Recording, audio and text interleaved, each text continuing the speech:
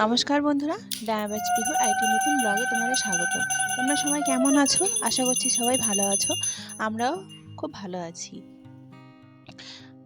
আজকে চলে এসেছি আবার একটি নতুন ব্লগ নিয়ে তোমাদের সঙ্গে শেয়ার করব জন্য ভিডিওটা এডিট করেছি। ভিডিওটা অনেক পুরনো হলেও আশা করছি তোমাদের ভালো লাগবে। এখানে দিল্লিতে আমি এসেছি 2021-এ। দুটো বাচ্চা নিয়ে আমি এখানে একাই, কারণ এখানে আমার আশেপাশে নিজের বলতে কেউ নেই। তো পুরো সংসারটাই আমি একাই সামলাচ্ছি। আর বিয়ে হওয়ার মাত্র 1 বছর এখনও হয়নি, আর 1 বছর হবে। তো সেই প্রেগনেন্সি থেকে শুরু করে পুরো জার্নিটাই কিন্তু আমি প্রতিটা পদক্ষেপে একাই চলেছি।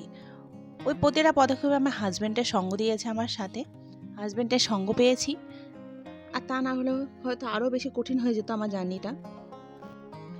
তো যাই হোক, জীবনে অনেকবার ব্যর্থ হয়েছি, অনেক কারণে, অনেক কিছুতে মানুষকে ভালোবেসে ব্যর্থ হয়েছি।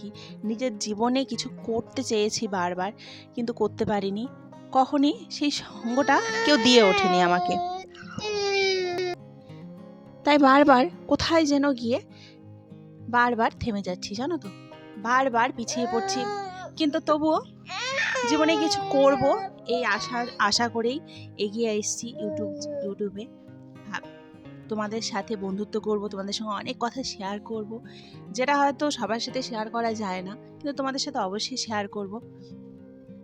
তোমাদের সাথে অনেক কথা শেয়ার করার আছে আমার জীবনে। আমি জানো তো, যখনই কিছু না কিছু করতে চেয়েছি, কখনো আমি কারো সঙ্গ পাইনি। প্রতিটা পদক্ষেপে আমাকে নিজের সাথে এবং চারপাশে যে সমাজ আছে সব কিছুর সঙ্গে আমাকে বারবার লড়তে হয়েছে। নিজের সংসারে কাজকর্ম সব কিছু দেখে আমার তারপরে কিন্তু বাকি কাজগুলো করতে হয়। তাই এবারও আরেকটা নতুন জার্নি শুরু করেছি। আশা করছি তোমরা আমার পাশে থাকবে।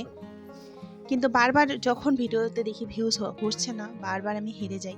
বারবার কেন জানি ভাবি যে না, ভিডিও করে আর কিছু হবে না, এরকম মনে হয়। কিন্তু যখনই আবার শর্ট ভিডিও দিচ্ছি বা কোনো ভিডিওতে আবার সাবস্ক্রাইব বেড়ে যাচ্ছে, তখনই আবার উৎসাহ বেড়ে যাচ্ছে নতুন কিছু করার বা নতুন ভিডিও তোমাদের সাথে শেয়ার করার জন্য। তাই বারবার, হয়তো আমার ক্ষেত্রে না, প্রত্যেক মানুষের ক্ষেত্রেই এটা হয়, একবারে তো সফল হয় না। বারবার এরকম হয়তো হার মানতে মানতে মানুষ একদিন সফল হয়। আমিও সেই আশায় আছি যে একদিন সফল অবশ্যই হব, আর তোমাদের ভালোবাসা অবশ্যই পাবো, আমি তোমাদের মন জয় করতে পারবো। আর যেখানে দেখছো যে বীর চিৎকার করছে, হ্যাঁ, সারা দিন রাত্রি মিলেও আমি না কখনো ভিডিওতে ভয়েস ওভার করতে পারি না। কারণ কি জানো তো, বীর সবসময় আমার সঙ্গে পিছনে পড়ে থাকে। কারণ হচ্ছে কি বলো তো, যদি রাত্রিবেলা আমি বাথরুম করতেও একটু উঠি, ও না একদম টের পেয়ে যায়। তাই ওকে ফেলে কোনো কাজই আমার ঠিকমতো হয় না। সকালে আমি যদি ওকে রেখে উঠে পড়ি, ও কিন্তু সঙ্গে সঙ্গে উঠে পড়ে। আর ও সবসময় আমার কোলের মধ্যেই বসে থাকবে ঢং করে। যেহেতু বাড়িতে কেউ নেই, ও ছোটোবেলার থেকে শুধু মাই বেশি ভক্ত হয়ে গেছে মনে হয়। আর ও দিদি যখন থাকে তখন দিদির কাছে যায়, কিন্তু দিদিও তো সবসময় বাড়িতে থাকে না। তাই মনে করো যখন দিদি থাকলো, বাবা থাকলো, ওদের কাছে একটু গেল। আর বেশিরভাগ ক্ষেত্রে ও আমার সাথেই থাকে। আর ও আমার ঘুম বলো, আমার যে ভিডিও এডিট বলো, সব কিছুই আমার বীরকে নিয়েই করতে হয়। এমনকি তোমরা অনেক ভিডিওতে দেখো হয়তো আমি রান্নাও করছি ওকে নিয়ে। হ্যাঁ, আমার এভাবেই আমার দিনগুলো যায়। তারপরেও কষ্ট করে যাচ্ছি একটা সফলতা পাওয়ার আশায়। কারণ জীবনে পড়াশোনা তো করেছি, পড়াশোনা করে সাকসেস কিছু হতে পারিনি। অনেক চেষ্টা করেছি, কিন্তু সেখানে ব্যর্থই হয়ে গেছি। আর আজ এখন বরের সাথে এসেছি বাইরে। এখানে এসে এখন আমার বর তো বলেছে যে বাইরে চাকরি বাকরি আর করতে দেবে না। তো ঘরে বসে ভাবছি যে কিছু যদি করা যায়। তাই আমার ইউটিউব জার্নিটা শুরু করেছি।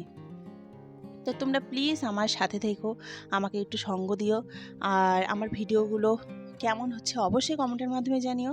খারাপ ভালো যেটাই হোক না কেন, তোমরা অবশ্যই একটা কমেন্টের মাধ্যমে জানিও। কারণ তোমাদের এক একটা কমেন্ট আমার কাছে খুবই মূল্যবান।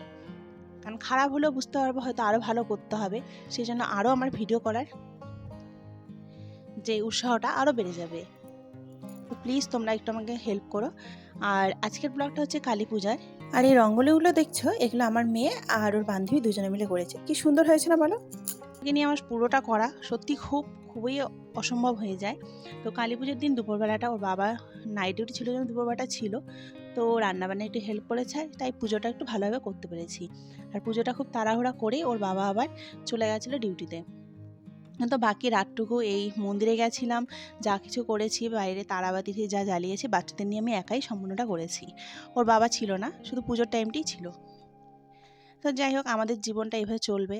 সবারই জীবনে হয়তো কিছু না কিছু এরকম আপ ডাউন থাকেই। অনেকেই হয়তো একা হাতে সব কিছু করতে হয় আমার মতো, তো তারা বুঝবে যে কতটা কষ্ট হয়, আর বাড়ির থেকে দূরে থাকলেও কতটা কষ্ট হয় সেটা অবশ্যই বুঝবে হয়তো তোমরা। আর এখানে দিল্লিতে জানো তো সবাই লক্ষ্মী পুজো করে এই দিন, কারণ এই দিন ওরা যে রাম সীতা বাড়িতে ফিরে এসেছিলো সেই উৎসবটাকে ওরা ধুমধাম করে পালন করে। আর আমাদের বাঙালি যেহেতু কালী পুজো করি, তাই আমরা কালী পুজো উদযাপন করেছিলাম। আমাদের বিশ্বনাই প্রথমবার দেখো তারাবাতি জ্বালাচ্ছে। তোমরা ওকে আশীর্বাদ করো, পিহু আর বেরিকে। আর আজকের ব্লগটা এখানে শেষ করছি। অন্য একদিন আরেকটি নতুন ব্লগের সাথে দেখা হচ্ছে। তোমরা সবাই ভালো থেকো। Bye bye.